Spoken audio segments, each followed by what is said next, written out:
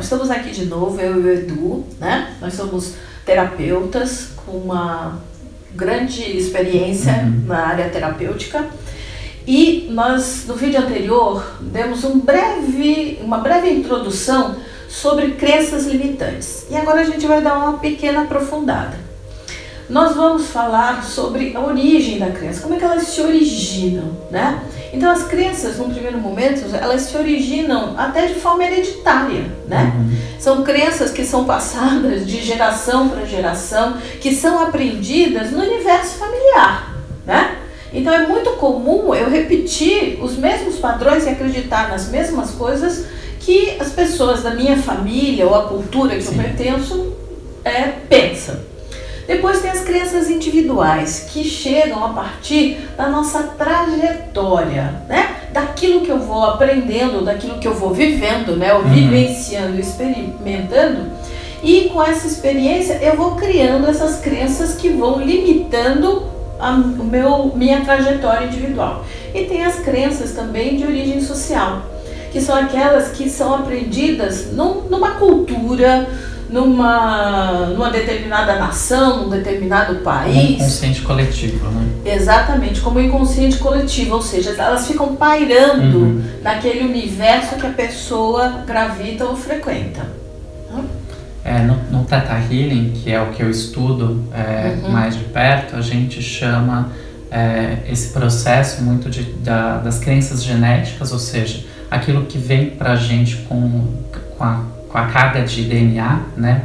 Ou seja, tem estudos que apontam que a gente tem até 7 gerações familiares no nosso DNA. Então significa que a gente pode receber crenças de até 7 gerações dentro da nossa árvore genealógica, né? Então pensa a quantidade de crenças que a gente pode receber nesse processo, né? Tem o caminho das crenças que a gente chama de crenças históricas, que são as crenças que vêm aí dentro do inconsciente coletivo, que é, por exemplo, o momento que a gente vive historicamente, politicamente, tudo isso gera na gente registros, né? Tem as crenças primárias, que são principalmente aquelas que nascem na nossa primeira infância, aí a gente está falando até os 6, 7 anos, e essas crenças são bem importantes, porque a gente é quase que um radar ambulante nessa fase da vida, então a gente está captando muita coisa que está acontecendo ali, disso muita coisa se forma no nosso caminho. E tem o que no Theta Healing a gente chama de crença de alma, que são as crenças mais profundas, né? Ou seja, é aquilo que está há muito tempo registrado no que a gente está carregando, no que a gente está trazendo. E essas crenças, né, destravar essas crenças limitantes na nossa vida significa abrir portas muito importantes, porque elas estão registradas nas mais profundezas aí da nossa existência, né? Então é um processo bastante interessante de trabalhar. E pelo Theta Healing, o acesso dessas crenças, elas estão baseadas na meditação, né, que a gente realiza para aprofundar e compreender essas crenças. E claro, tem todo um processo que a gente atravessa ao longo da vida, e a gente está aqui nessa vida muito para essa evolução, para compreender todos os tipos de crença que a gente tem para ultrapassar, né? Até para ilustrar o que você falou, que foi muito incrível, eu lembrei de uma aula que eu tive, né?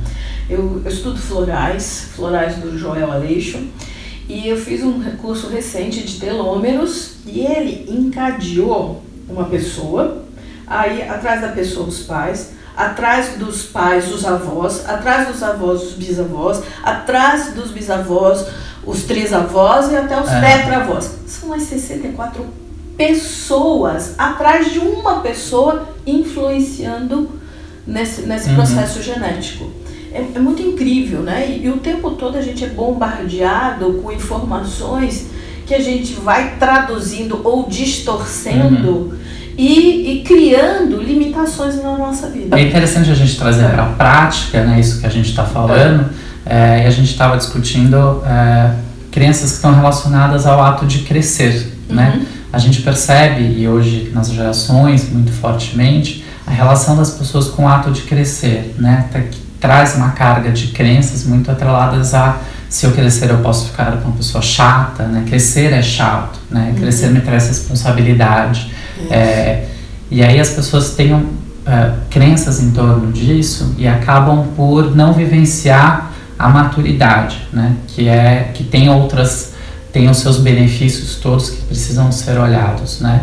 Então, são crenças em torno disso que podem muitas vezes trazer impeditivos para a pessoa viver uma felicidade plena, viver o que é de fato uma abundância, né? O que é prosperidade na vida dela como um todo. Então, olhar para essas sensações em volta do crescimento, e às vezes a gente nem percebe, né, Dora, o crescimento em si, como essa palavra tem força, e acaba se atrelando e se prendendo a algumas outras sensações em volta do ato de fato assumir responsabilidade, autorresponsabilidade, né, o que isso significa para essa pessoa.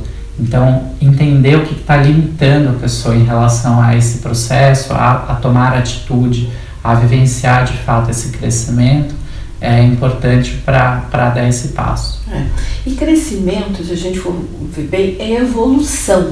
Então, uma pessoa que não quer crescer, ela não quer evoluir. E geralmente ela não quer entrar nesse movimento porque ela observou um universo adulto também distorcido, né? De pessoas que levaram muito a sério, muito rigidamente o processo de crescimento e de desenvolvimento, e isso não é evolução. Isso é rigidez, isso é tentativa de manter as coisas controladas, né? Porque aí entra uma outra crença, que são as crenças de controle. Então, são as crenças de controle. Então, crescimento não é viver num estado controlado. Crescimento é você perceber as etapas de um processo e desenvolver ferramentas, inclusive internas e externas, para poder ganhar maestria na vida, né? E responsabilidade e compromisso são duas palavras que hoje em dia as novas gerações não suportam, né? Então, compromisso não é uma coisa com o outro, principalmente é uma coisa com você mesmo, né? Você se compromete com você, com o que você quer, com o seu propósito, com aquilo que você veio realizar, né? Com as pessoas com que você quer se comprometer, com o trabalho que você quer se comprometer, né? E isso acaba dificultando até, como o Du falou muito bem, essa questão da maturidade diante da vida. Porque quando você ganha maturidade, você ganha uma palavra que também está muito em moda, senioridade, né? E as pessoas que ganham senioridade geralmente são muito bem sucedidas. E se eu não quero crescer, eu não chego nesse lugar de senioridade, eu não sou bem sucedido. Não é isso? Uma pergunta muito comum no Theta Healing, quando a gente fala de uma crença limitante, é a compreensão do benefício que ela está me trazendo. Por mais estranho que possa ser, né, qual é o benefício que existe e que eu estou vivenciando por meio daquela crença limitante, né?